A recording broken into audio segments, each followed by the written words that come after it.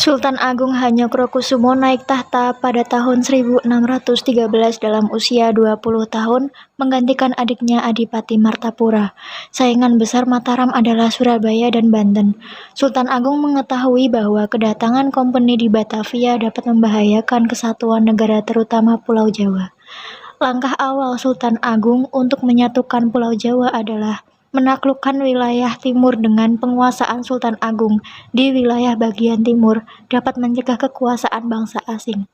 Sultan Agung yang tidak bisa terima dengan kehadiran VOC di Batavia langsung berencana untuk melakukan penyerangan terhadap VOC. Akhirnya kita bisa menguasai Banten. Semua akan tunduk kepada kita dan kita akan membuat seluruh Nusantara tunduk. Lalu apa rencana Tuan selanjutnya? Rencanaku yaitu menjadikan Nusantara tunduk dan menjalin kerjasama dengan kerajaan yang kuat. Bagus Tuan, kalau begitu aku akan mencari kerajaan yang kuat yang Tuan inginkan. Jenderal 3 tersebut segera mencari kerajaan yang tangguh dan kuat. Setelah menemukan kerajaan tersebut, Jenderal 3 kembali ke istananya dan mengatakan kabar baik tersebut kepada Gubernur Jenderal J.P. Chuen. Aku telah menemukan kerajaan sesuai dengan yang Tuan inginkan. Tidak hanya itu saja Tuan, bahkan kerajaan itu terkuat di Pulau Jawa, yaitu Kerajaan Mataram. Sultan, ada utusan dari VOC ingin menemui Sultan untuk bekerja sama.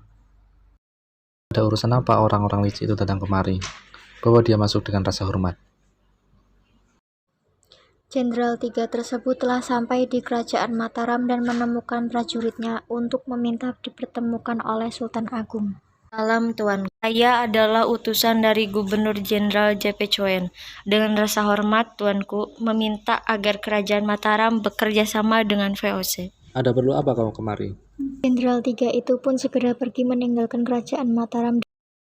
Cepat katakan apa yang kau dapatkan dari Mataram dan kapan kita akan menguasainya. Maaf Tuanku, Mataram telah menolak untuk bekerja sama dengan kita, karena Mataram telah mengetahui siasat kita.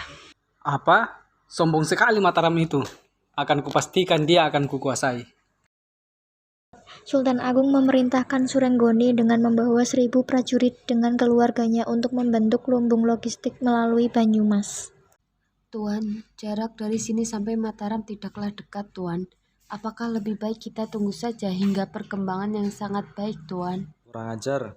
Segera pikirkan rencana yang akan kita lakukan untuk melakukan penyerangan. Baik, Sultan, tapi jarak antara Mataram dan Batavia sangatlah jauh. Kita akan membangun lumbung beras di Karawang yang letaknya sangat strategis untuk melawan VOC. Silahkan segera bawa 1.000 pasukan beserta keluarganya. Sesampainya di Karawang, langkah awal yang dibuat oleh Surenggono adalah dengan membentuk 3 desa. Kami telah memutuskan 3 desa yang akan kita bangun lumbung, logistik, dan rumah warga, Tuan. Jika kita menang dengan cara yang seperti ini, sangat tidak mungkin. Kita akan buat pemerintahan di sana dan berada langsung di bawah pengawasan Mataram. Membebaskan Karawang dari Banten tahun 1632, Sultan Agung mengirimkan kembali 1.000 prajurit beserta keluarganya ke Karawang untuk membangun lumbung beras. Perlawanan kedua tahun 1629, Sultan Agung mempersiapkan untuk perang terhadap VOC. Segera persiapkan perlengkapan perperangan kita. Kita akan menyerang VOC lagi. Dan kami akan mempersiapkan semuanya. Sultan Agung menyiapkan peperangan. Rencana itu diketahui oleh VOC yang dipimpin oleh Gubernur Jenderal J.P. Chuen. Segera hancurkan lumbung beras dan bakar rumah warga, serta siapkan senjata untuk peperangan. Sultan Agung bersikeras untuk menghancurkan VOC dan bahkan ia melakukan kerjasama dengan Portugis. Namun hubungan tersebut putus saat menyadari bahwa Portugis pada 1625 telah lemah.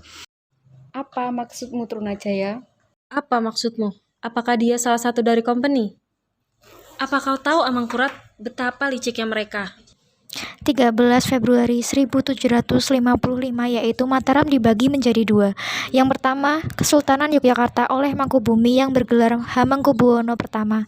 2. Daerah khas Kesultanan Surakarta Akhirnya terjadilah pemberontakan yang dilakukan Trunajaya terhadap Mataram karena tidak setuju dengan keputusan Amangkurat dan bahkan rakyat pun kurang puas dengan pemerintahan Amangkurat I.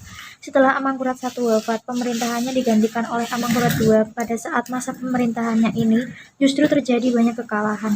Bahkan VOC berhasil menguasai tengah dari wilayah Mataram.